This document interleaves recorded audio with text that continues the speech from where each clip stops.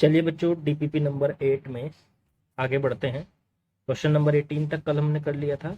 आज question number 19 से शुरुआत करते हैं। डीपीपी 8 थी हमारी। क्वेश्चन नंबर 19 से शुरुआत करते हैं। Calculate the electric potential at the surface of gold nucleus. मान लीजिए एक गोल्ड का न्यूक्लियस है, ठीक है। उसकी रेडियस आर मान लेते हैं, दे रखी है ये आर रेडियस। देखो यहाँ दिया है, calculate the electric potential and the surface of gold nucleus if the radius of gold nucleus is this। तो r की वैल्यू 6.6 इंटू 10⁻⁻15 मीटर दे रखी है। एटॉमिक नंबर गोल्ड का दिया हुआ है, गोल्ड न्यूक्लियस का एटॉमिक नंबर z कह देते हैं इसको हम, 79। अब एक बात बताइए, एटॉमिक नंबर का मतलब क्या है?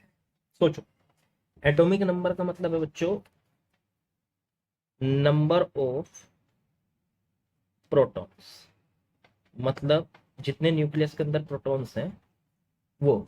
अब एक प्रोटॉन पे कितना चार्ज होता है? प्लस का ई, ठीक है। तो ये तो एक प्रोटॉन पे चार्ज है। अब इसके अंदर 79 प्रोटॉन्स हैं अंदर, तो उन पे कितना चार्ज हो गया? तो प्लस का 79 प्लस का 79 ई, ये हो गया। तो न्यूक्लियस के अंदर चार्ज है 79 ई का। चलो जी ठीक है। अब उसकी सरफेस पे हमें पोटेंशियल निकालना है। अब देखो, कोई भी अगर हमारे पास स्फीयर होता है और उसकी सरफेस अगर आर रेडियस है और उस पे चार्ज कितना है, उसके अंदर चार्ज है क्यू। मान लीजिए अंदर पूरे न्यूक्लियस में चार्ज फैला हुआ है ऐसे, तो वो चार्ज क्यू फैला हुआ है, तो उसकी सरफेस पे जो पोटेंशियल आएगा उसके लिए फॉर्मूला लगाते थे हम, v बराबर 1/4πε0 Q/r। तो 1/4πε0 की वैल्यू 9 × 10⁻⁹, क्यू की वैल्यू हो गई आपकी टोटल चार्ज तो 79 ई। अब एक प्रोटॉन पे चार्ज होता है ई, तो 79 प्रोटॉन है उसके अंदर, क्योंकि उसका एटॉमिक नंबर 79 है। तो 79 ई अपॉन में आर, आर की वैल्यू हो गई आपकी 6.6 × 10⁻⁵ मीटर में है ये, बिल्कुल correct.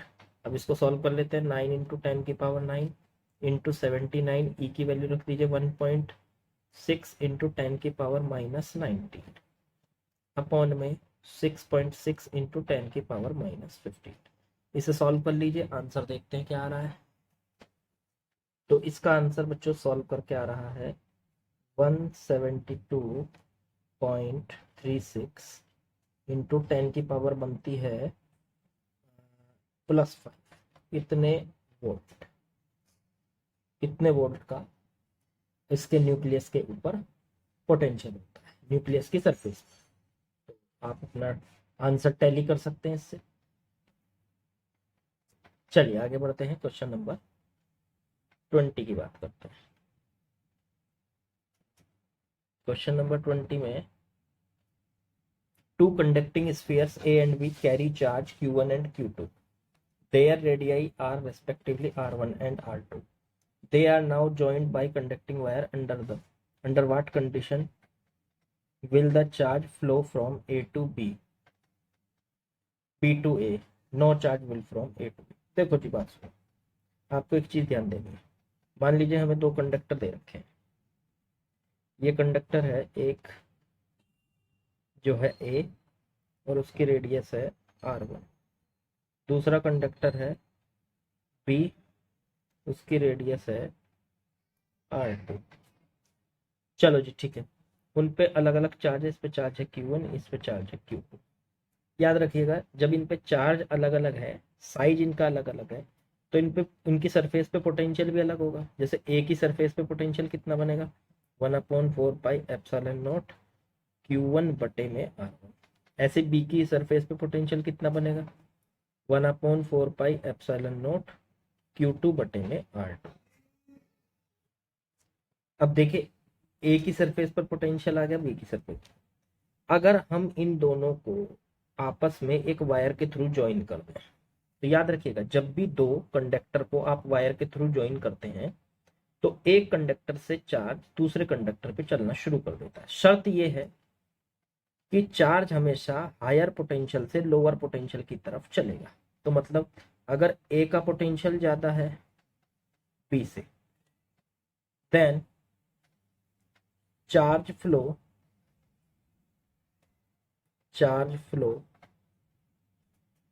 A to B, A से बी पे चार्ज फ्लो।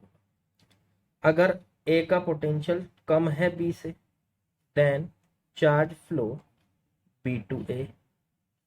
अगर ए का पोटेंशियल बी से कम है और अगर दोनों का पोटेंशियल बराबर है, देन चार्ज नॉट फ्लो,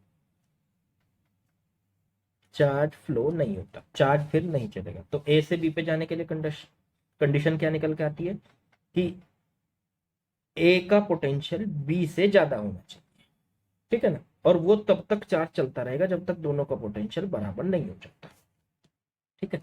तो अगर ए से बी पे जा रहे हैं तो इसका मतलब ए से बी पे चार्ज जा रहा है तो ए का पोटेंशियल बी से जाता है, बी से ए पे आ रहा है तो बी का पोटेंशियल ए से जाता है। और दोनों में चार्ज चल ही नहीं रहा है, मतलब वायर में चार्ज चल नहीं रहा है, तो इसका मतलब दोनों का पोटेंशियल बराबर है।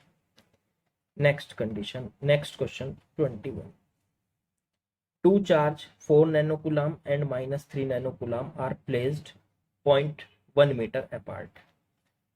ठीक है, दो चार्ज रखे हैं, एक है 4 नैनोकूलम, दूसरा है -3 नैनोकूलम, और उनके बीच में गैप है 0.1 मीटर का।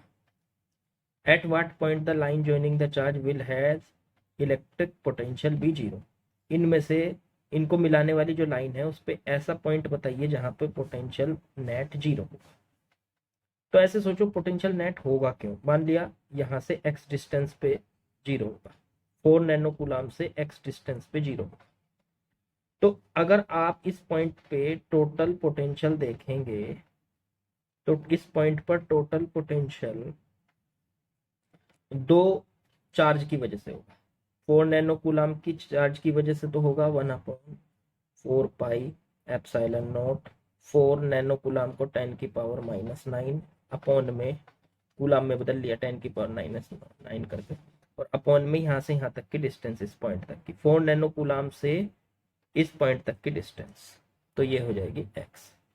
प्लस दूसरा पोटेंशियल किस वजह से होगा, तो दूसरा होगा 1/4 पाई एप्सिलॉन नॉट, वो होगा -3 नैनोकूलम की वजह से इस पॉइंट पर।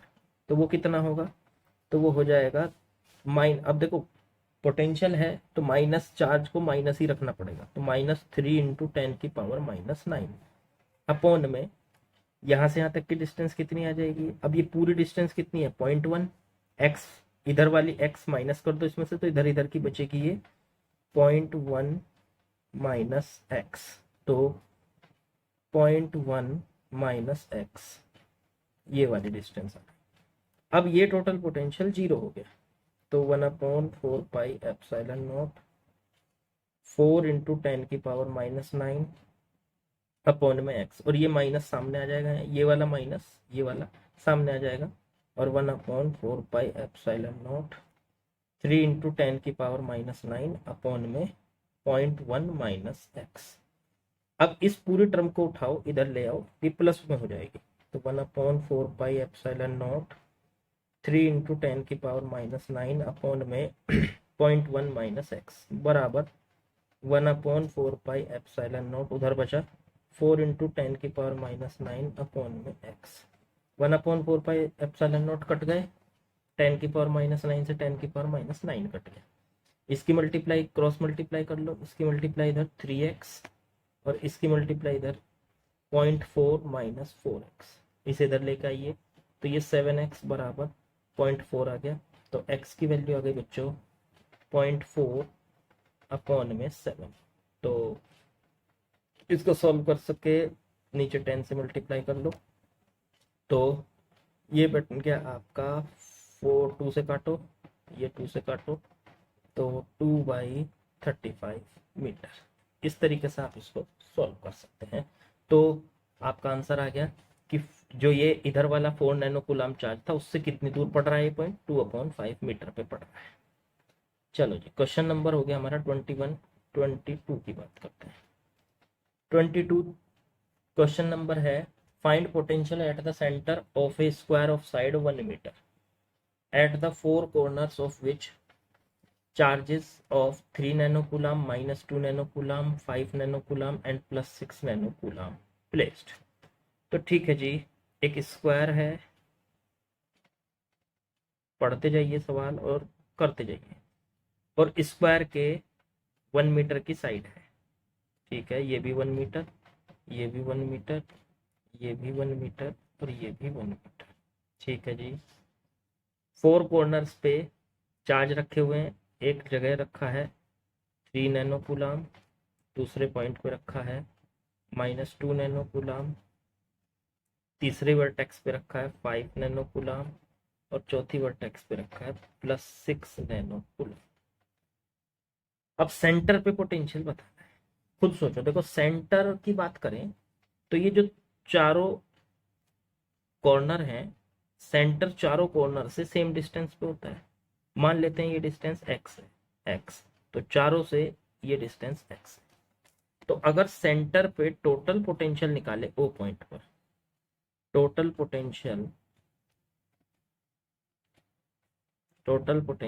एट ओ, तो ये क्या आएगा, ये 4 की वजह से आएगा। किस किस की वजह से? +6 नैनोकूलम की वजह से आएगा। देखो क्योंकि ये पॉइंट +6 से कितना दूर पड़ रहा है, x डिस्टेंस पे, तो 1/4πε0 कॉमन निकाल लो, और +6 की वजह से कितना होगा, तो 6 नैनोकूलम की वैल्यू -9 कूलम में चेंज कर लिया, और अपॉन में x।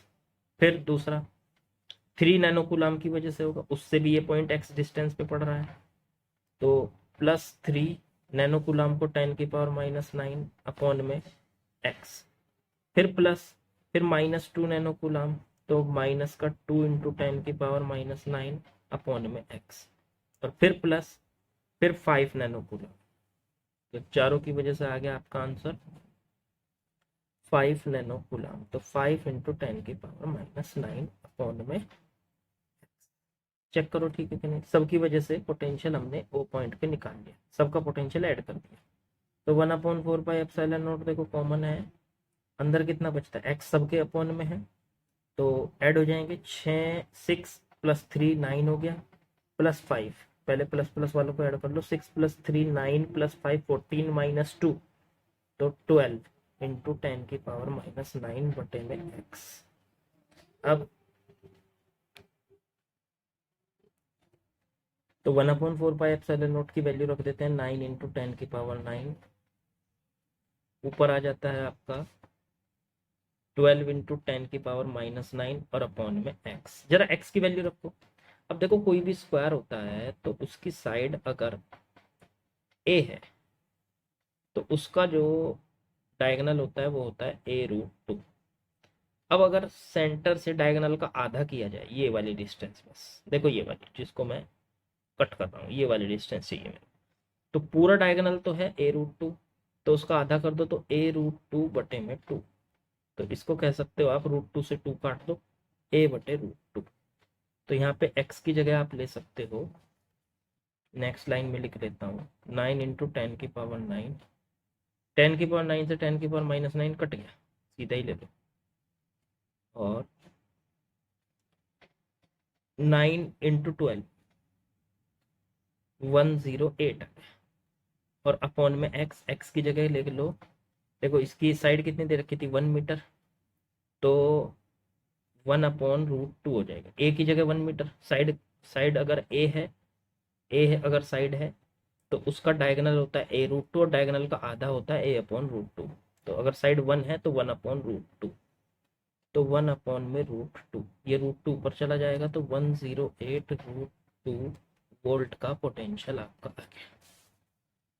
इस तरीके से आप इसको कैलकुलेट कर सकते हो। चलो सवाल करते हैं नेक्स्ट 23, आगे बढ़ते हैं। A cube of side 20 centimeter has charge 1 microcoulomb placed at each of vertex. Find the potential at the and the electric field at the center of cube due to these charges. देखो जी, एक cube है, cube का आपको पता है cube की सारी sides आपस में इक्वल होती हैं, और बिल्कुल बीचों बीच में हमें सेंटर पे ओ पॉइंट पे पोटेंशियल निकालना है और फील्ड निकालना है। अगर इसके सारे कॉर्नर्स पे, ये कॉर्नर हो गया, ये 2 3 4 5 ऐसे पीछे बनेगा, एक यहाँ पे बनेगा इस तरीके से, ठीक है। तो ये चार्ज रखे हुए हैं, ऐसे बना लीजिए, ये चार्ज रखे हुए हैं, ठीक है। और कितने तक, कितने कितने चार्ज रखे हैं, सब पे बराबर चार्ज रखा है, Q Q Q Q Q Q और क्यू। और ये क्यू चार्ज की वैल्यू कितनी दे रखी है, तो वो दे रखी है 1 माइक्रो कूलम। अब आपको सेंटर पे फील्ड बताना है, तो देखो सेंटर पे जो फील्ड होगा वो 0 होगा। क्यों? देखो एक चीज याद रखो, जब भी आपके पास मान लीजिए एक स्क्वायर है, स्क्वायर के चारों कोनों पे बराबर चार्ज रखे हैं, तो फील्ड जो बनेगा बीच में, बीचों बीच, तो इस चार्ज की वजह से इस तरफ बनेगा, इस चार्ज की वजह से इस तरफ बनेगा, इस चार्ज की वजह से इस तरफ बनेगा, और इस चार्ज की वजह, तो नेट फील्ड आ जाएगा 0। इसी तरह से जब आप क्यूब में भी देखते हो तो बीचों बीच वाले पॉइंट में सारे पॉइंट की वजह से फील्ड बनेगा, एक की वजह से इधर, एक की वजह से इधर, एक की वजह से इधर। तो ये 8 कंपोनेंट बनेंगे इस टाइप के, ये सारे के सारे एक दूसरे को कैंसिल कर देंगे, तो फील्ड तो आ जाता है इसमें 0। अच्छा पोटेंशियल तो आएगा सर, हाँ पोटेंशियल जरूर आएगा। याद रखो पोटेंशियल कितना आएगा, तो सेंटर से किसी भी वर्टेक्स तक की डिस्टेंस जो होती है, अगर बीच में सेंटर है तो सेंटर से वर्टेक्स तक की जो डिस्टेंस, चाहे इधर वाली ले लो इधर वाली ले लो, सारी बराबर होती है, ऐसे ये बराबर होती है इस तरह। तो सेंटर से सारे वर्टेक्स तक की डिस्टेंस बराबर होती है, और कितनी होती है, तो उसके लिए फॉर्मूला है, यहाँ से लेके वर्टेक्स तक की जो डिस्टेंस है, अगर इसकी साइड लेंथ ए है तो ये होती है ए बाई, देखो ए √3/2 ये होता है। देखो याद रखना ये चीज है, किसी भी क्यूब के लिए सेंटर से उसकी कोई भी वर्टेक्स बराबर डिस्टेंस पे होती है। देखो 3D में फिगर है, तो 3D में आपको इसको फीलिंग लेनी पड़ेगी कि बीचों बीच सेंटर से और उसकी हर एक वर्टेक्स तक की जो डिस्टेंस है, इधर की हो चाहे इधर की हो, चाहे इधर की हो चाहे इधर की हो, सबकी डिस्टेंस ये बराबर होती है, और ये कितनी होती है, a√3/2, ये होती है a√3/2। तो एक बात बताओ, यहाँ पे जो पोटेंशियल होगा वो सारे चार्ज की वजह से होगा, ठीक। तो टोटल पोटेंशियल अगर निकालेंगे तो सबकी वजह से बराबर आएगा, क्योंकि डिस्टेंस देखो ये बराबर है a√3/2, और चार्ज भी बराबर है, तो सबकी वजह से पोटेंशियल बराबर आएगा। तो v plus v plus v, इसी टाइप से आप, कितनी वर्टेक्स है, 8 वर्टेक्स हैं, तो 8 टाइम्स आप इसको ऐड कर देंगे, तो 8 बार ये ऐड हो जाएगा, तो ये 8v हो जाएगा, 8 वर्टेक्स है तो 8v की वैल्यू क्या रखो, 1/4πε0, और q और बटे में r, r कितना है इसके लिए, तो इसके लिए r का मतलब हो गया वर्टेक्स की डिस्टेंस, तो वो हो गई a√3/2।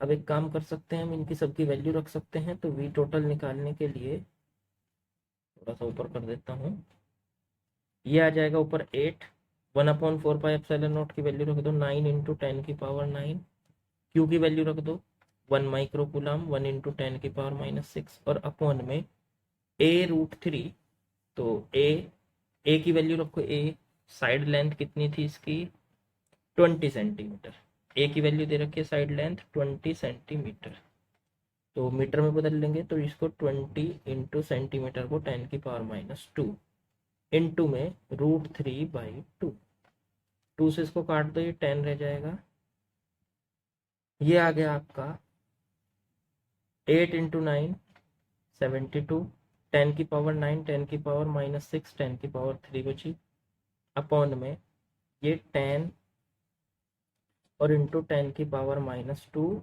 इंटू में √3 बचा। जरा सॉल्व करके देखो ये कितना बचा, तो √72/√3, 72 अपॉन √3 इंटू 10⁻⁻ नीचे -1 बच रही, ऊपर जाके +1 हो जाएगी 10⁴ वोल्ट। यही है हमारा आंसर। तो फील्ड तो यहाँ 0 आ रहा है और टोटल जो वोल्टेज है वो 72/√3 इंटू 10⁴ वोल्ट आ रहा है। क्वेश्चन नंबर नेक्स्ट में चलते हैं। नेक्स्ट है आपका 24। 24 में एक इनफाइनाइट नंबर ऑफ चार्ज है। 24 में इनफाइनाइट नंबर ऑफ चार्ज है।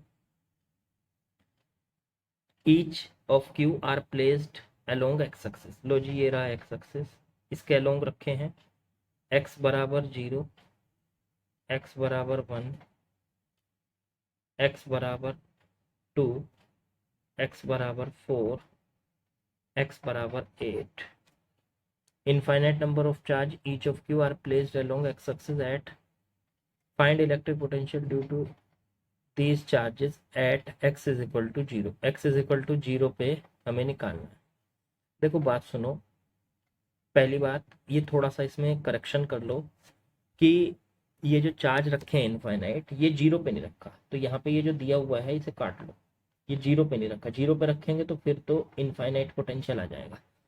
ठीक है, तो 1 से शुरुआत है, तो 1 पे रखा है क्यू, 2 पे रखा है, 4 पे रखा है, 8 पे रखा है, इस तरीके से रखे और 0 पे हमें टोटल पोटेंशियल निकाल। 0 पे कुछ नहीं रखा, ये थोड़ा सा आप इसको चेंज कर लेना। तो ठीक है, वी जो टोटल पोटेंशियल है, वी टोटल वो सब की वजह से होगा। देखो किस किस की, एक तो x बराबर 1 पे जो रखा है इसकी वजह से होगा। चलो कितना होगा, 1/4πε0 क्यू बटे में r। r क्या है, 0 से 1 तक की डिस्टेंस हो गई 1, तो 1, फिर प्लस 1/4πε0, फिर दूसरा किसकी वजह से होगा 0 पे पोटेंशियल, इस वाले क्यू की वजह से, 2 पे जो रखा है। तो इससे डिस्टेंस कितनी हो गई है यहाँ से यहाँ तक की, तो ये हो गई x इज इक्वल टू 2, तो q बटे में 2 आ गया। फिर ऐसे ही 4 वाले की वजह से होगा, 0 से 4 तक की डिस्टेंस ले लो, तो 1/4πε0 q बटे में 4 और प्लस 1/4πε0 ऐसे ही q बटे में 8, q बटे में 8। इसी तरीके से इन्फिनिटी तक जाना है। अगर मैं इसमें से 1/4πε0 कॉमन ले लूँ, q को कॉमन ले लूँ, तो अंदर बचा 1 प्लस 1/2 प्लस 1/4 प्लस 1/8 और ये बन जाती है जीपी। इसे कहते हैं जीपी। अब देखो यहाँ से q बटे 4πε0, जीपी का सम क्या होता है, तो जीपी का सम होता है इन्फिनिटी टर्म्स का a/1 - r। ठीक है, तो a क्या होती है, a होती है पहली टर्म, तो पहली टर्म तो सर यहाँ 1 है, देखो ये रही पहली टर्म 1। फिर r होता है सेकंड टर्म अपॉन में फर्स्ट टर्म, तो सेकंड टर्म कितनी है 1/2 और फर्स्ट टर्म है 1, तो ये 1/2 आ गया, तो ये r हो गया 1/2 रखो। चलो, तो ये आ चुका है q बटे 4πε0, a की जगह तो 1 और 1 - r की जगह 1/2, ये इन्फिनिटी टर्म्स का सम हो गया। q बटे 4πε0 1/1/2, 1 में से 1/2 माइनस हो गया तो 1/2 बचा, ऊपर गया 2 आ गया, तो ये आ गया q बटे 4πε0 इंटू में 2। इसे सॉल्व किया तो 2q बटे 4πε0, ये है v टोटल। तो इसका मतलब 0 पर जो टोटल वोल्टेज है सब की वजह से वो 2q बटे 4πε0 आ चुकी है। ठीक है जी बच्चों, आगे बढ़ते हैं, बात करेंगे क्वेश्चन नंबर 25 के। क्वेश्चन नंबर 25 में कहा है इसने, एक infinity number of charges each of Q and minus Q R alternatively placed at 0 1 2 4 8 पर रखे हो अल्टरनेटिवली। देखो सबसे पहले तो सुनो, फिर इसमें भी आपको ये 0 हटाना है, 0 पे नहीं रखा होता चार्ज, तो 0 पे नहीं है, 1 से शुरुआत करनी है और फिर हम 0 पे पोटेंशियल देखेंगे।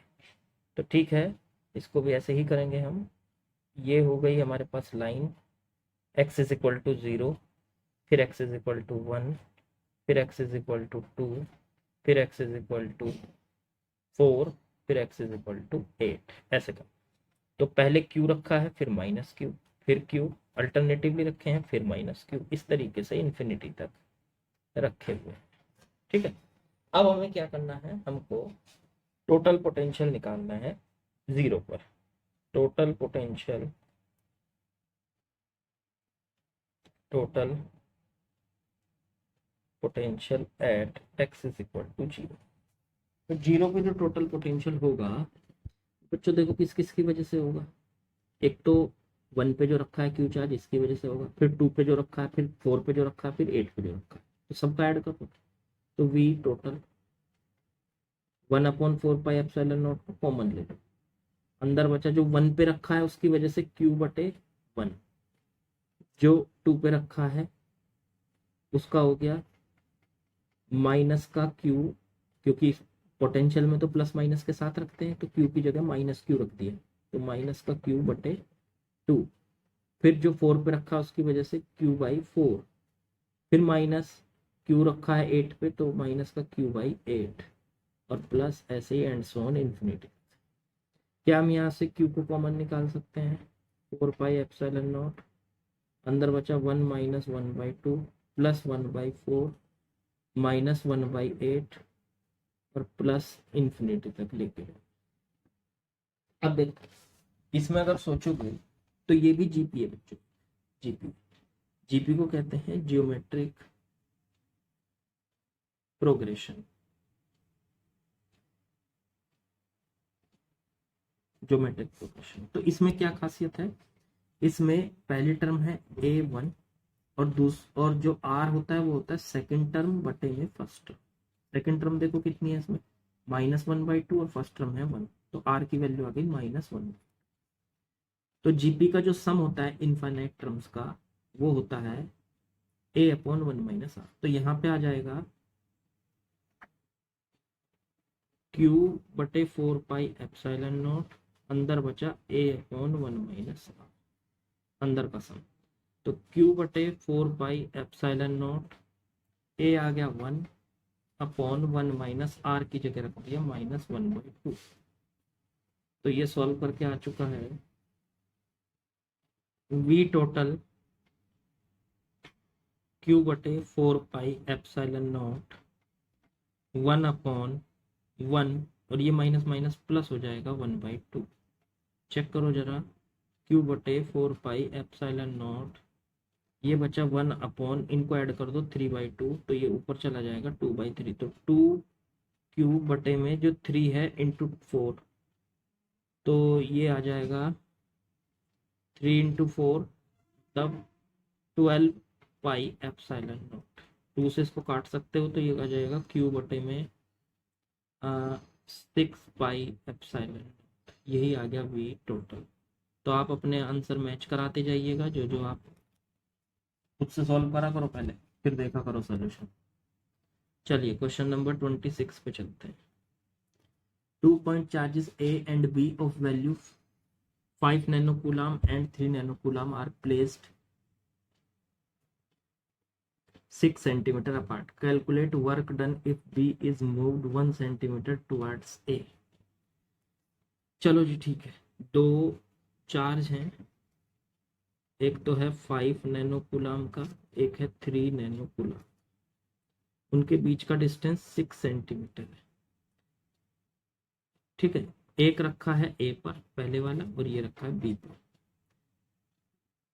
अगर बी वाले पॉइंट को, ये बी वाले चार्ज को 1 सेंटीमीटर ए की तरफ ले जाया जाए, इधर देखो, इधर लेके गए हम, इधर की तरफ 1 सेंटीमीटर ए की तरफ। देखो मैं आपको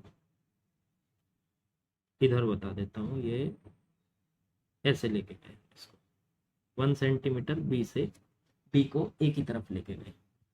ठीक है, तो कितना वर्क किया।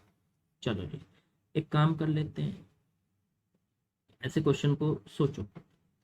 वर्क की बात की है इन्होंने, तो दो तरीके से कर सकते हो आप इसको। या तो एक काम करो, आप इसको पोटेंशियल एनर्जी से कर लो। पहले जब ए और बी एक दूसरे से 6 सेंटीमीटर पे थे, अब तो 1 सेंटीमीटर आगे ले गए इसको, बाद की बात है, तो पहले की बात करो, तो पहले इन दोनों के बीच में जो डिस्टेंस थी वो 6 सेंटीमीटर थी ए और बी के बीच में। ठीक, तो उस टाइम पे इसकी पोटेंशियल एनर्जी निकाल लो। ठीक, और फिर इसको उठा के लेके गए तो बाद की पोटेंशियल एनर्जी निकाल लो, और जो हमारा वर्क होता है डब्ल्यू एक्सटर्नल, वो उसकी चेंज इन पोटेंशियल एनर्जी के बराबर होता है। अभी वैसे पोटेंशियल एनर्जी का सवाल आई नहीं है, तो हो सकता है इसको उन्होंने पोटेंशियल से ही कर रखा हो, या वो पोटेंशियल से ही करने के लिए कह रहे हैं, तो पोटेंशियल से भी कर सकते हैं, लेकिन ये बिना पोटेंशियल के, मतलब पोटेंशियल एनर्जी से भी हम इसको कर सकते हैं। तो इससे हम कर सकते हैं डेल्टा यू की वैल्यू निकालें अगर, तो U2 माइनस U1 आ जाएगी। U2 का मतलब फाइनल पोटेंशियल एनर्जी, और U1 का मतलब इनिशियल पोटेंशियल। पहले U1 निकाल लिया जाए, तो U1 का मतलब जब ये A और B के बीच का गैप 5 सेंटीमीटर था, 6 सेंटीमीटर सॉरी, शुरुआत में इनके बीच का गैप कितना था, 6 सेंटीमीटर, तो उस टाइम पे इसकी potential energy 1/4 pi epsilon not Q1 into Q2 और बटे में R, यही होती थी। 1/4 पाई एप्सिलॉन नॉट की value 9 into 10⁹, Q1 5 nano coulomb और Q2 3 nano coulomb. Nano coulomb को कूलाम में चेंज करने के लिए मैंने 10⁻⁹ से मल्टीप्लाई, अपॉन में आर, इनके बीच का गैप 6 सेंटीमीटर, 10⁻², ये इससे कट गया। ये आ चुका है आपका 15 इंटू 9, तो 135 इंटू 10⁻⁹ अपॉन में 6। एक काम हो सकता था, यहाँ से काम कर दो, 3 से इसको काट दीजिए, 6 को 2, ये आ गया 45/2 इंटू 10⁻⁻⁹, ऊपर ये गया तो 10⁻⁻7 जूल की एनर्जी आ गई। देखो, ठीक है, अब यहाँ से U1 आ गया, ऐसे U2 निकाल लो। अब इसको B को उठा के आप आगे ले आए 1 सेंटीमीटर, तो इनके बीच का गैप कितना रह गया, अब इनके बीच का गैप रह गया 5 सेंटीमीटर, पहले जो कि 6 सेंटीमीटर था, अब वो कितना रह गया 5 सेंटीमीटर। तो U2 के लिए फॉर्मूला बनेगा 1/4 pi epsilon not Q1 into Q2 बटे में वही 1/4 पाई एप्सिलॉन नॉट, तो इसको लिख लो 9 इंटू 10⁻⁹, Q1 वही 5 इंटू 10⁻⁹, Q2 3 इंटू 10⁻⁹, अपॉन में इनके बीच का गैप इस बार रह गया 5, 10⁻² सेंटीमीटर से मीटर में चेंज कर दिया, तो ये आ गया 27 इंटू 10⁻⁻7 बचा, बिल्कुल उसी तरह से, तो ये आ गया इतने जूल।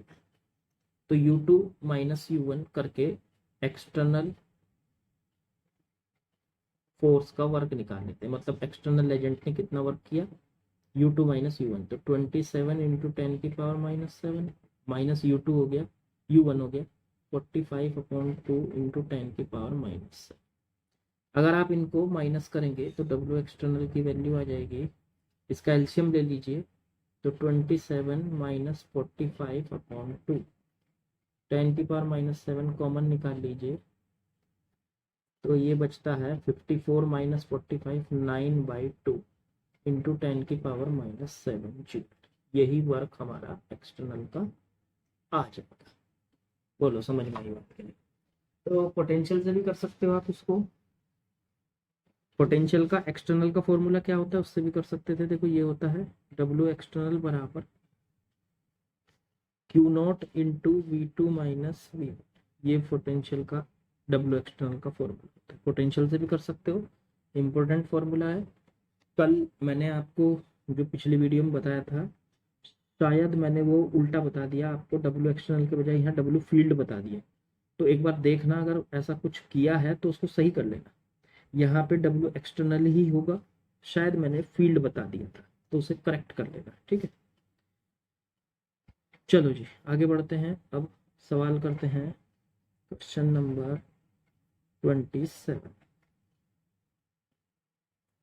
क्वेश्चन नंबर 27, चलो क्वेश्चन नंबर 27 में आते हैं। तो दो चार्जेस रखे हुए हैं, plus Q and minus Q are placed as show. ठीक है, what is the work done a test charge Q from A to B, A से बी तक ले जाने में कितना वर्क किया जाएगा। चलो जी फिगर बना लेते हैं। ये पोटेंशियल से करके दिखाता हूँ इस क्वेश्चन को। माइनस क्यू, इधर प्लस क्यू, ए और बी बीच में 2 पॉइंट पड़ रहे हैं, एक ए एक बी। यहाँ से यहाँ तक की डिस्टेंस ए है, ये डिस्टेंस बी है और ये डिस्टेंस वापस ए है। अब आपसे पूछ लिया ए से बी तक ले जाने में कितना वर्क किया किसी चार्ज को। तो कौन सा चार्ज ले जा रहे हैं हम, क्यू चार्ज। तो देखो ये क्यू चार्ज यहाँ रखा है, इसको उठा के ए से बी तक लेके जा रहे हैं। तो कितना वर्क किया, वर्क जब भी पूछते हैं ना कितना वर्क किया तो समझो डब्ल्यू एक्सटर्नल पूछ रहा है। ठीक, तो डब्ल्यू एक्सटर्नल का फॉर्मूला होता है, डब्ल्यू एक्सटर्नल का फॉर्मूला होता है क्यू नॉट जिस चार्ज को ले जा रहे हैं और v2 minus v1। Final point minus ले, तो फाइनल पॉइंट कौन है, बी, तो यहाँ पे बी का पोटेंशियल ले लो और इनिशियल पॉइंट है ए, तो यहाँ पे ए का पोटेंशियल, तो वी बी माइनस बी। चलो पहले इस फॉर्मूले में रखने से पहले वी ए और वी बी की वैल्यू निकालो। ए का पोटेंशियल बताओ आप कितना। तो ए पे पोटेंशियल जो है सर वो दो चार्ज की वजह से, एक तो इस माइनस क्यू की वजह से और एक इस प्लस क्यू।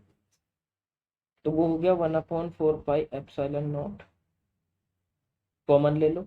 माइनस क्यू की वजह से तो हो गया माइनस का क्यू और यहाँ से यहाँ तक की ये डिस्टेंस, तो ये हो गई सर ए।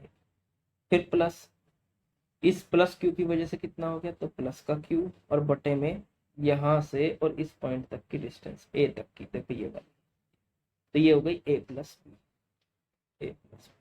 तो ये तो हो गया बी ए। ऐसे ही निकाल लो वी बी।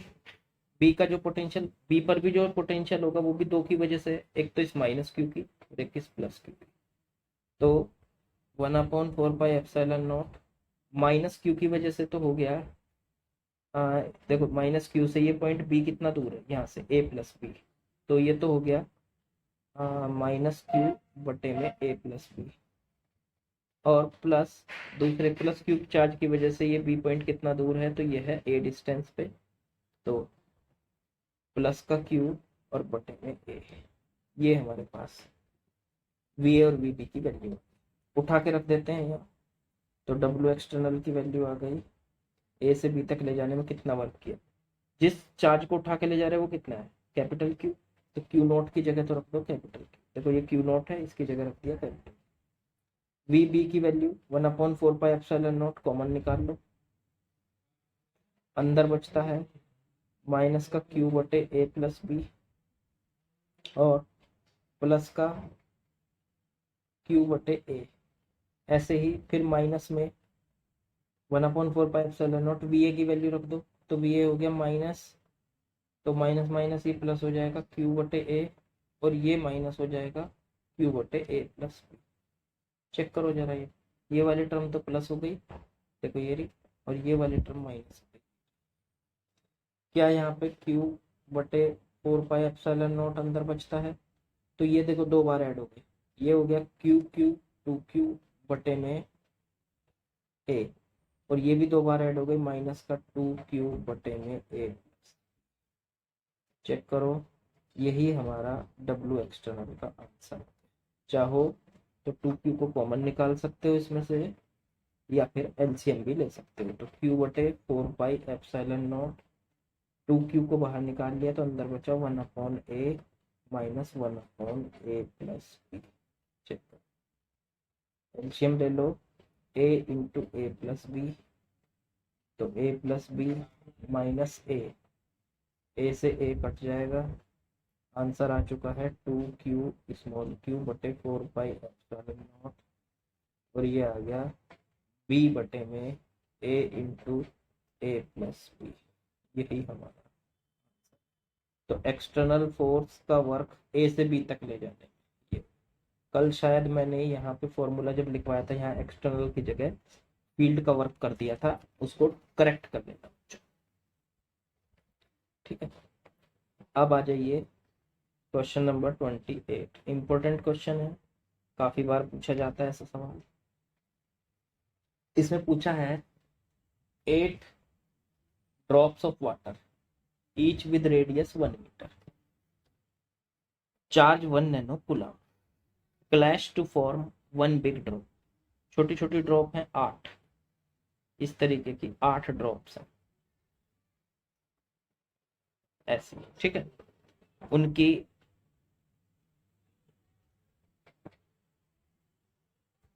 उन पे जो चार्ज है वो दे रखा हर एक पे क्यू।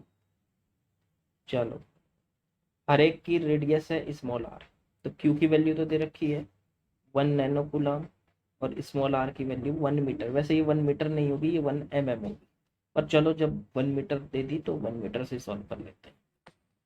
अब सब पे चार्ज क्यू है। अब ये 8 ड्रॉप्स हैं, टोटल कितनी ड्रॉप्स हैं? 8 ड्रॉप्स, ठीक है जी। अब इनको आपस में क्लैश किया, सबको आपस में मिलाया तो मिलके एक बड़ी ड्रॉप बनी। उसकी रेडियस मान लेता हूँ मैं कैपिटल आर, और उस पर टोटल चार्ज कितना हो गया?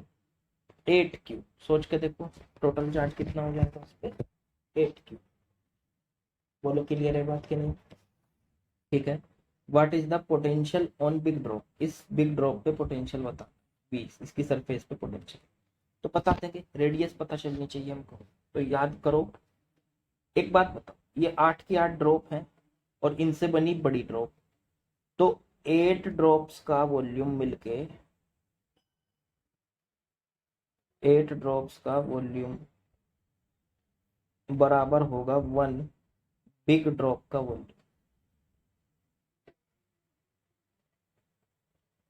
तो एक ड्रॉप का वॉल्यूम, छोटी ड्रॉप का volume 4/3 pi small r cube, और बड़ी ड्रॉप का volume 4/3 pi capital r cube.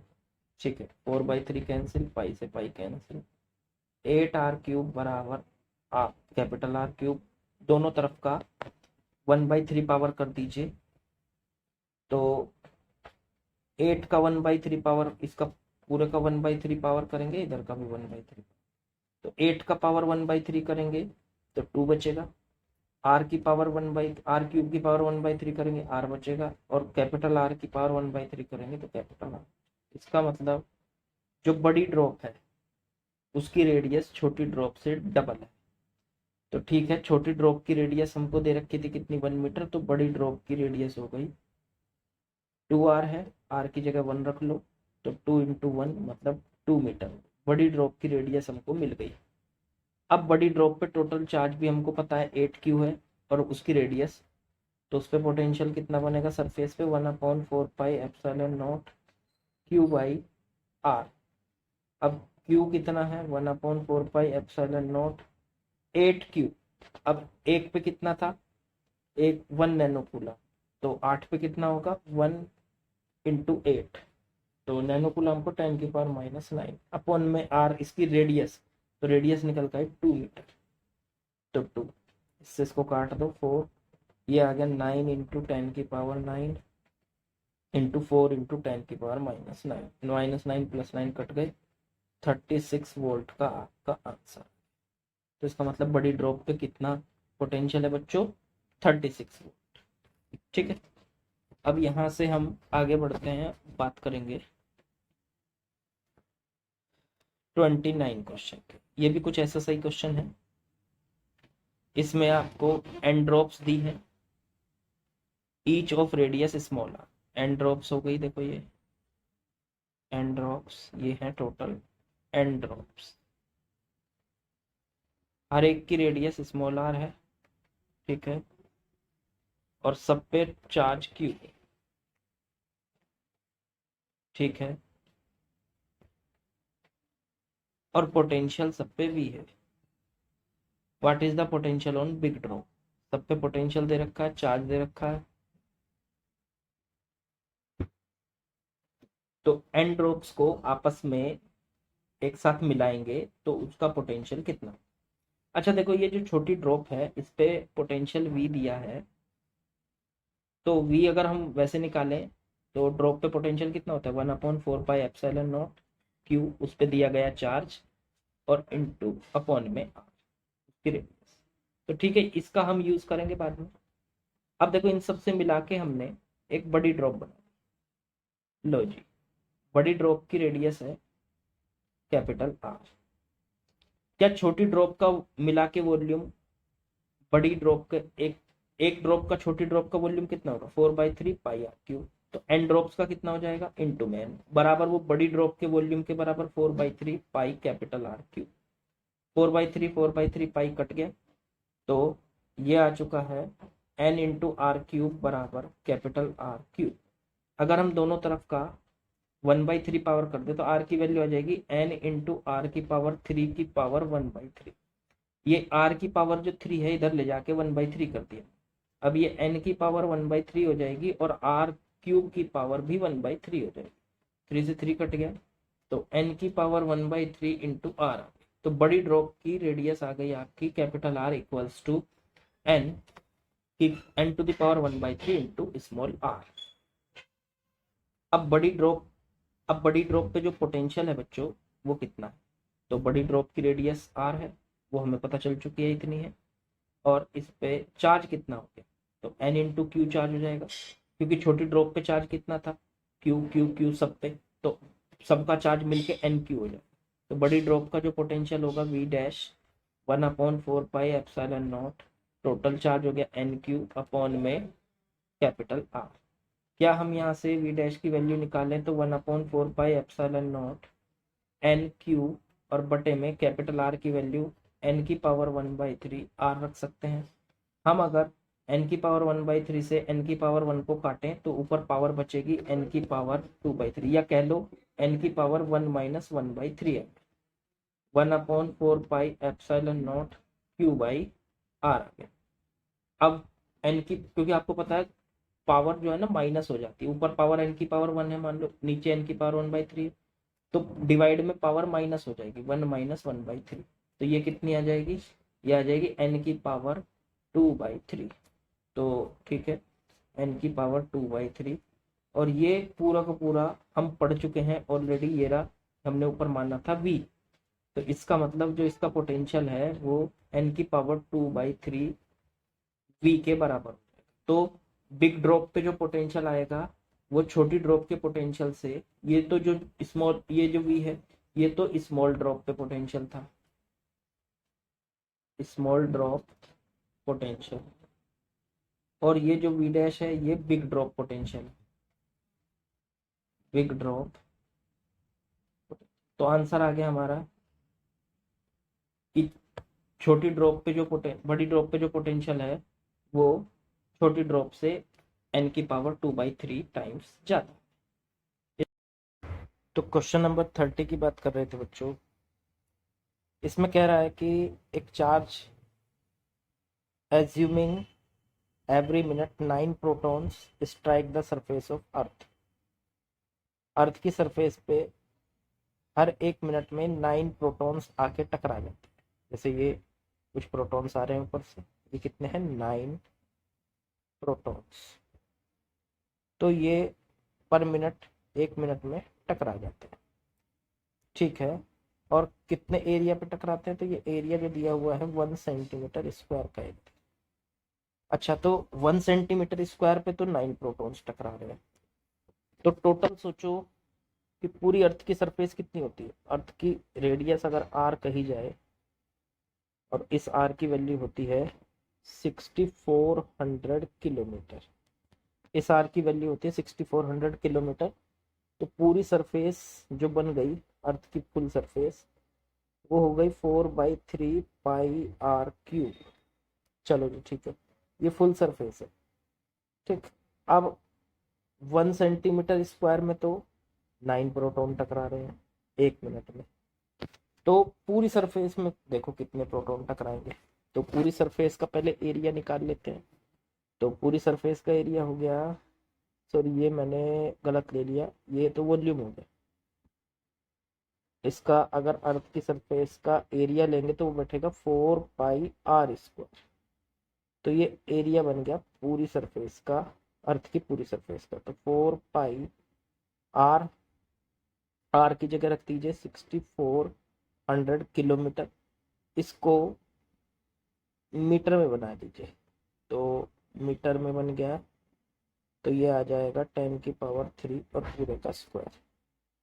Answer आ चुका है 4π64 का होल स्क्वायर कर लो और इनटू में 10⁵ का स्क्वायर करा तो 10⁻10 हो गया। ये पूरा एरिया हो गया। देखो ये अर्थ का फुल एरिया हो गया, पूरा सरफेस एरिया, जो ऊपर का ये पूरा सरफेस एरिया है ये आ गया, लेकिन ये मीटर स्क्वायर में आया। चलो ठीक है।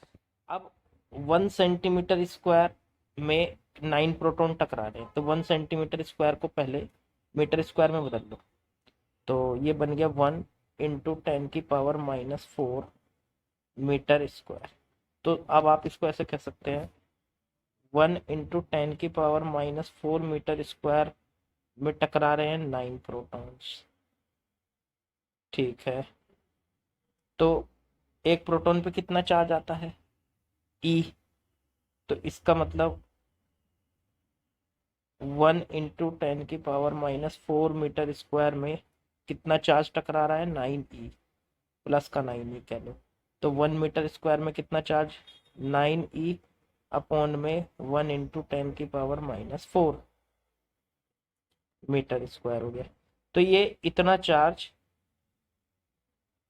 टकरा रहा है 1 में, और हमें कितने में निकालना है, हमारा टोटल सरफेस एरिया कितना है, ये है हमारा 4π64 का स्क्वायर इंटू 10⁻10 मीटर स्क्वायर में कितना टकराएगा, तो 9E इंटू में 4π इंटू 64 का होल स्क्वायर इंटू 10⁻10 और अपॉन में 10⁻⁻4। चेक करेंगे, अगर इसको सॉल्व करेंगे तो ये इतना चार्ज आ गया हमारा जो अर्थ की पूरी सरफेस पे आके टकरा रहा है। देखो अर्थ की सरफेस ऐसे इधर से भी टकरा रहा है, इधर से भी टकरा रहा है, तो पूरा चार्ज आ गया हमारा कि पूरी सरफेस पे कितना चार्ज टकरा रहा है, ये आ गया।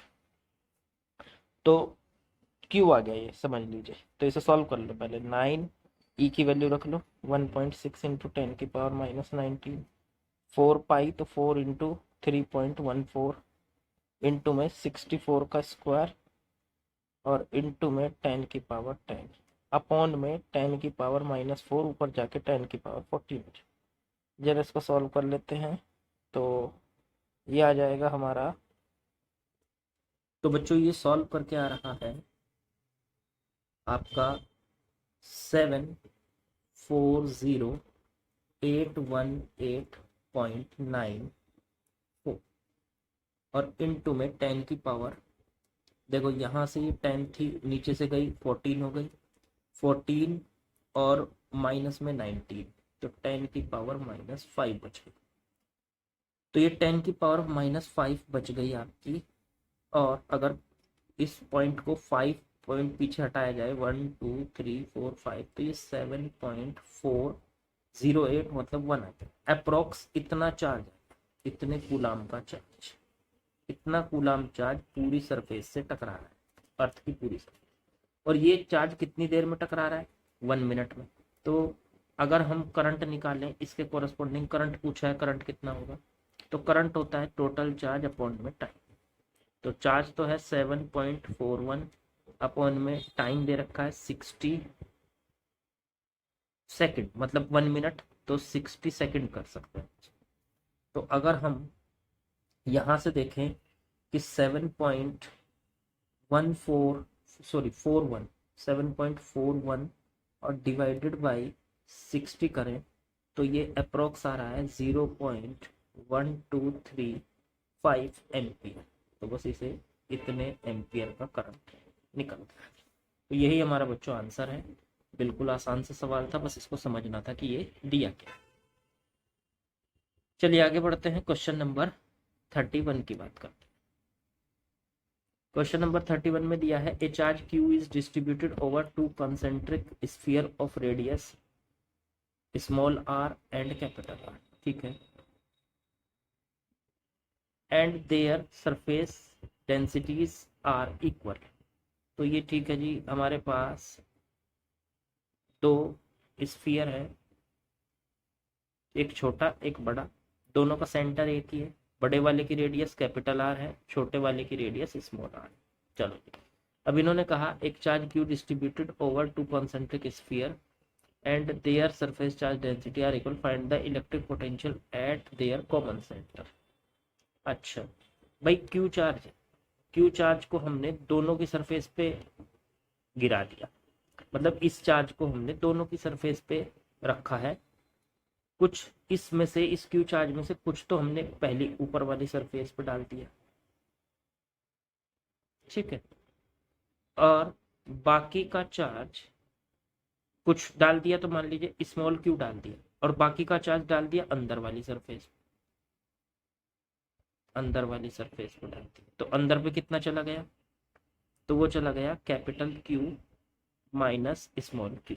तो बाहर वाली सरफेस पे है स्मॉल क्यू, तो अंदर वाली सरफेस पे capital q minus small Q. लेकिन ये इस तरह से दिया है कि सरफेस चार्ज डेंसिटी दोनों की इक्वल है। सरफेस चार्ज डेंसिटी क्या होती है, सरफेस चार्ज डेंसिटी होती है, पहली सरफेस की चार्ज डेंसिटी सिग्मा 1 मान लेते हैं, अंदर वाली सरफेस की चार्ज डेंसिटी सिग्मा 2 मान लेते हैं। तो सिग्मा 1 की वैल्यू हो जाएगी चार्ज सरफेस पर कितना है क्यू, और सरफेस अपॉन में सरफेस एरिया। तो चार्ज डेंसिटी का फॉर्मूला होता है चार्ज डेंसिटी का फॉर्मूला लिख दूं पहले में, चार्ज और बटे में एरिया। तो सिग्मा 1 की वैल्यू हो गई चार्ज तो हो गया स्मॉल क्यू, और बटे में एरिया हो गया 4 पाई कैपिटल आर स्क्वायर। ऐसे ही सिग्मा 2 निकाल लो, तो अंदर चार्ज कितना है capital q minus small Q, और बटे में उसकी चार्ज डेंसिटी हो गई 4 पाई स्मॉल आर स्क्वायर। अगर हम यहाँ से ये कहें कि दोनों की चार्ज डेंसिटी इक्वल है, तो स्मॉल क्यू बटे 4 पाई कैपिटल आर स्क्वायर बराबर आ गया capital q minus small q बटे में 4 pi small r square. 4 pi cancel हो गए, तो स्मॉल क्यू आर स्क्वायर बराबर capital q r square minus small q capital r square, ऐसे हो गया। अगर मैं यहाँ से स्मॉल क्यू की वैल्यू निकालूं तो आ जाएगी आर स्क्वायर प्लस, इसे इधर ले आओ, इस टर्म को इधर ले आते हैं, और ये इधर आके ऐड हो जाएगा, plus capital q r square, तो स्मॉल क्यू की वैल्यू आ गई बच्चों कैपिटल क्यू आर स्क्वायर बटे में r square plus r square. ये आ गया बाहर वाली सरफेस पे टोटल चार्ज।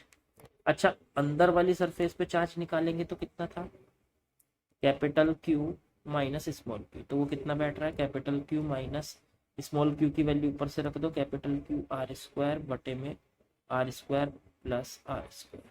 इसका अगर एलसीएम लेंगे तो q r square plus q capital r square minus Q r square बटे में r square plus r square, ये कैंसिल हो गया, तो ये आ गया क्यू आर स्क्वायर बटे में r square plus r square.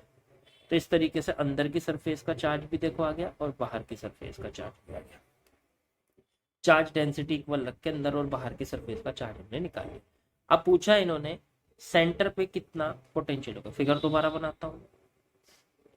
देखो सेंटर पे जो पोटेंशियल होगा वो किस किस की वजह से होगा, सेंटर पे ओ पॉइंट पे, तो दो सरफेस की वजह से होगा, एक तो ये वाली सरफेस अंदर वाली। अब आपको मैंने एक बात बता रखी है कि जो पोटेंशियल हमारा सरफेस पे होता है वही पोटेंशियल अंदर भी होता है, ठीक है ना।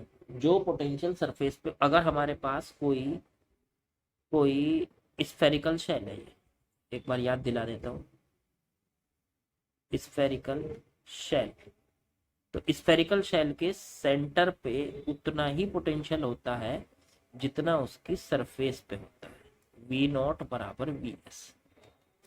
स्फेरिकल शेल का मतलब जो अंदर से खोखला है, ठीक है। तो इसका मतलब सेंटर पे यहाँ पे जो पोटेंशियल होगा वो दो की वजह से होगा, अंदर वाली सरफेस को मैं 1 सरफेस कह दूं और बाहर वाली को 2 कह दूं, तो इसका मतलब सेंटर पे जो पोटेंशियल होगा वो 1 सरफेस की वजह से होगा प्लस 2 सरफेस की।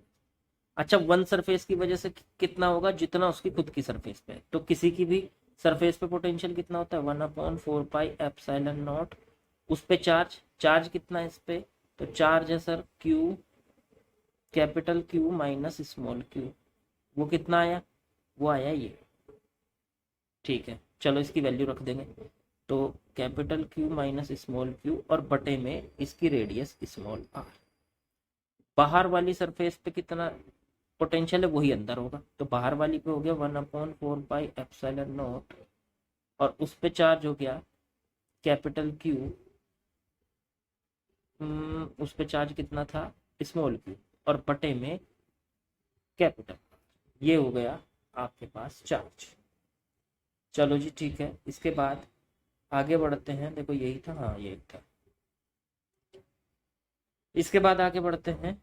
अगर हम 1/4πε0 को कॉमन ले ले और Q माइनस स्मॉल q की वैल्यू रख दे, ये रही देखो यहाँ ऊपर मैं जहाँ ड्रॉ कर रहा हूँ, तो ये रख दी QR² बटे में R² प्लस R² बटे में R, फिर प्लस Q की जगह स्मॉल q की जगह Q कैपिटल R² अपॉन में R² प्लस R² अपॉन में कैपिटल R।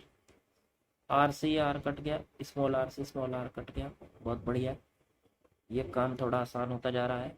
और अब हमारे पास 1/4πε0 Q को कॉमन ले लो, अंदर बचा R upon R² plus R² plus capital R upon R² plus R²। देखो डिनोमिनेटर बराबर है दोनों के, तो Q बटे 4πε0 R plus small r plus capital R बटे R² प्लस स्मॉल R²।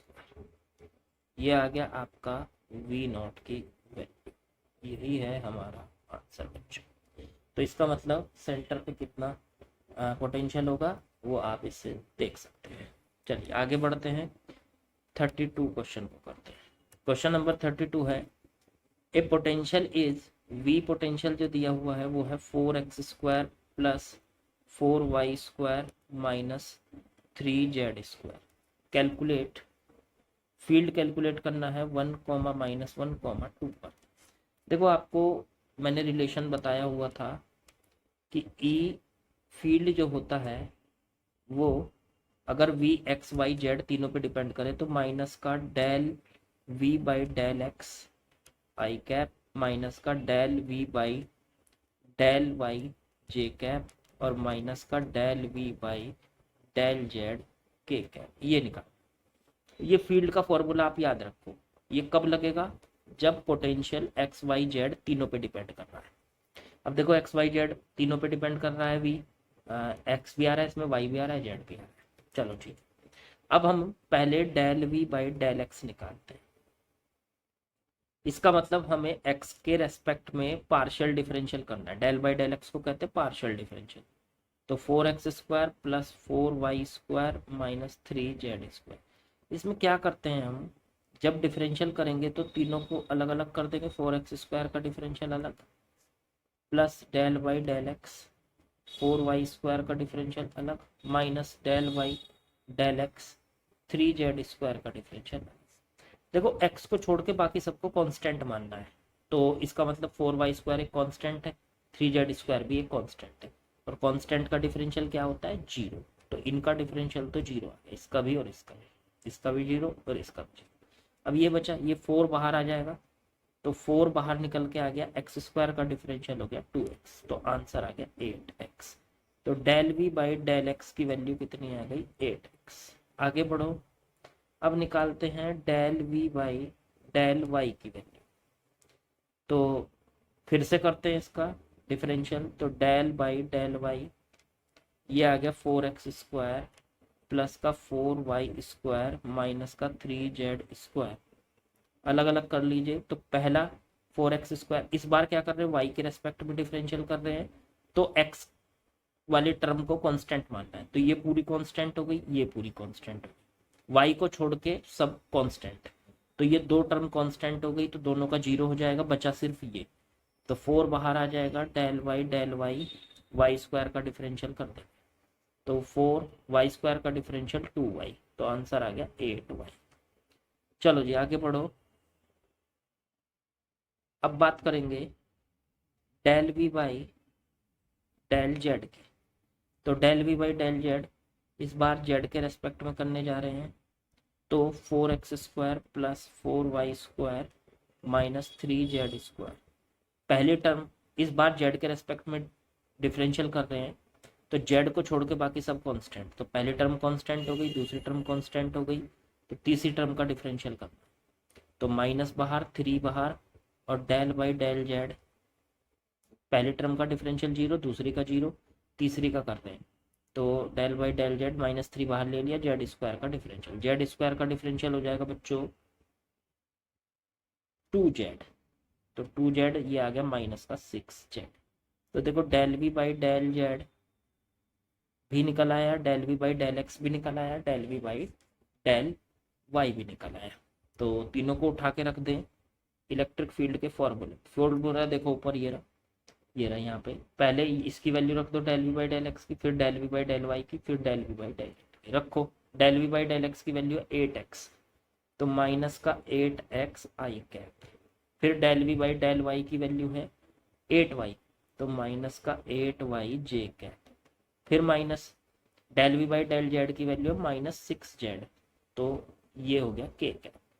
अब ये माइनस माइनस प्लस हो जाएगा, तो माइनस का 8x आई कैप माइनस का 8y जे cap minus minus plus 6z K cap, ये इलेक्ट्रिक फील्ड आ गया। लेकिन हमें ये इलेक्ट्रिक फील्ड कहाँ पे पूछा है, हमें पूछा है ये इलेक्ट्रिक फील्ड 1, -1, पे पूछा है, तो इसमें पुट कर दो, x की जगह 1, y की जगह -1 और z की जगह 2, तो E आ गया आपका, x की जगह तो 1 पुट कर दो आई कैप -8, y की जगह -1 पुट कर दो जे कैप, और 6z की जगह 2 पुट कर दो के कैप। तो ये आ चुका है आपका आंसर -8 आई कैप माइनस माइनस +8 जे कैप और प्लस का 6 × 2 12 के कैप। तो ये फील्ड आ चुका है बच्चों हमारा किस पॉइंट पर 1, -1, 2। इसी तरीके के अगला भी सवाल इसी तरीके का है, उसको भी इसी तरीके से सॉल्व करेंगे। 33 पोटेंशियल इस बार फिर से वही दिया है, v बराबर -3x² y³ z। देखो ये भी x y z तीनों पे डिपेंड कर रहा है, और फील्ड निकालना है 1, 2, 3 पर, तो बिल्कुल उसी तरीके से निकालेंगे। पहले del v by del x निकालो, तो जब हम इसको करने जाएंगे del v del by del x, x के रेस्पेक्ट में करेंगे -3x² y³ z। तो हमने कहा जब आप x के रेस्पेक्ट में कर रहे हो तो x को छोड़ के बाकी सब कांस्टेंट होगा, तो x को छोड़ के बाकी सब कांस्टेंट बाहर निकाल लो उनको, तो -3 बाहर आ जाएगा, y³ बाहर आ जाएगा और z बाहर आ जाएगा। अंदर बचा क्या, डेल बाई डेल एक्स और अंदर बचा x², -3y³ z, x² का डिफरेंशियल हो गया 2x, आंसर आ चुका है -6xy³ z। लो जी पहला आ गया आपका del we by del x. अब निकालते हैं del we by del y, तो डेल बाई डेल वाई अंदर बच रहा है -3x² y³ z। इस बार y के रेस्पेक्ट में कर रहे हो बच्चों, तो y को छोड़ के बाकी सब कांस्टेंट, तो -3 बाहर, x² बाहर, z बाहर, तो अंदर बचा del by del Y y³, तो -3x² z, y³ का 3y², तो 3 × 3 -9 x² y² z। ये भी वैल्यू आ गई आपकी del we by del Y की। अब निकालते हैं del we by del z इस बार, तो इसको डेल बाई डेल जेड अंदर है माइनस का 3x² y³ z। इस बार z के रेस्पेक्ट में डिफरेंशियल कर रहे हैं, तो z को छोड़ के बाकी सब कांस्टेंट, तो -3 बाहर, x² बाहर, y³ बाहर, del by del z of z, इसकी वैल्यू आ गई, तो del we by del z की वैल्यू आ गई बच्चों, जेड का डिफरेंशियल यहाँ से 1 हो गया, तो 3x² y³ और इसका डिफरेंशियल हो गया 1, तो बस ये वैल्यू आ गई आपकी। अब हमें क्या करना है, हमें इलेक्ट्रिक फील्ड देखना है। तो ई होता है फॉर्मूला माइनस का del we by del X I cap minus del we by del Y J cap minus का del we by del Z K cap. चलो minus del we by del x की value देखो, तो minus 6xy³ Z minus का 6xy³ Z I cap.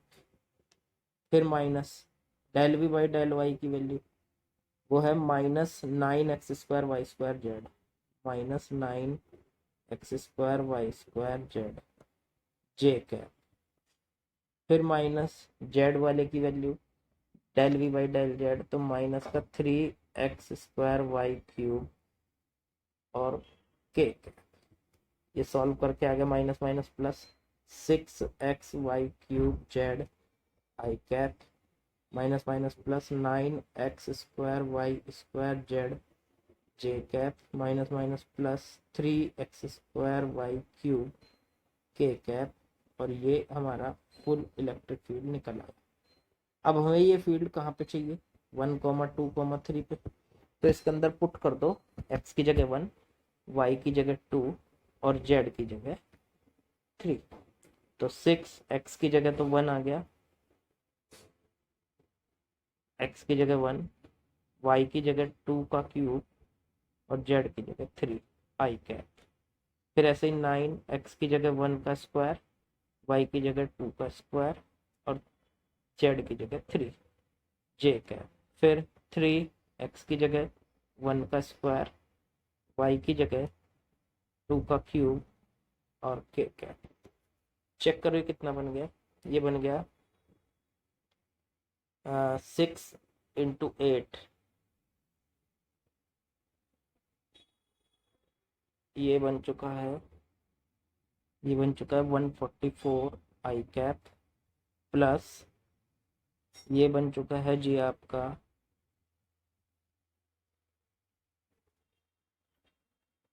108 J cap और ये बन चुका है 24 के कैप। लो इलेक्ट्रिक फील्ड आपका आ गया। ठीक बच्चों, इतने न्यूटन पर कुल।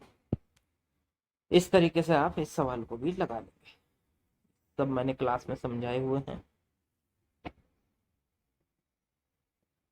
आगे बढ़ते हैं, क्वेश्चन नंबर 34 की बात करते हैं। 3 point charges are placed on circumference of a circle of radius r so as to form an equilateral triangle। ठीक है, 3 पॉइंट चार्ज हैं, एक सर्किल की सरकमफ्रेंस पर रखे हुए हैं, इस तरह से रखे हुए हैं कि वो एक इक्विलेटरल ट्रायंगल बना रहे हैं। चलो जी, ये हो गया इक्विलेटरल ट्रायंगल। ठीक है, रेडियस इसकी आर दे रखी है, लो जी R radius. Okay, find the electric potential at the centre of circuit. अब ये 3 पॉइंट चार्ज हैं। Okay, will the answer differ if they do not form an equilateral triangle. तो चलो मान लीजिए यहाँ पे Q1 रखा है, यहाँ पे Q2 रखा है, यहाँ पे Q3 रखा है। सेंटर पे अगर पोटेंशियल देखें O पे तो 3 की वजह से होगा। अब देखो सेंटर से हर चार्ज कितना दूर है, वही R, क्योंकि जब रेडियस R है तो ठीक है। तो पोटेंशियल होगा 1/4πε0। पहले Q1 की वजह से होगा तो Q1/R, दूसरी बार में Q2 की वजह से होगा तो Q2/R और तीसरी बार में Q3 की वजह से होगा तो Q3/R। अच्छा, अगर ये इक्विलेटरल ट्रायंगल पे ना होके कहीं और भी रखे होते, मान लो ये यहाँ रखा होता है, ये यहाँ रखा होता, तो भी सेंटर से तो डिस्टेंस वही R बनती तीनों की, तो तब भी आंसर यही होता। तो answer will be same, answer will same in all situations.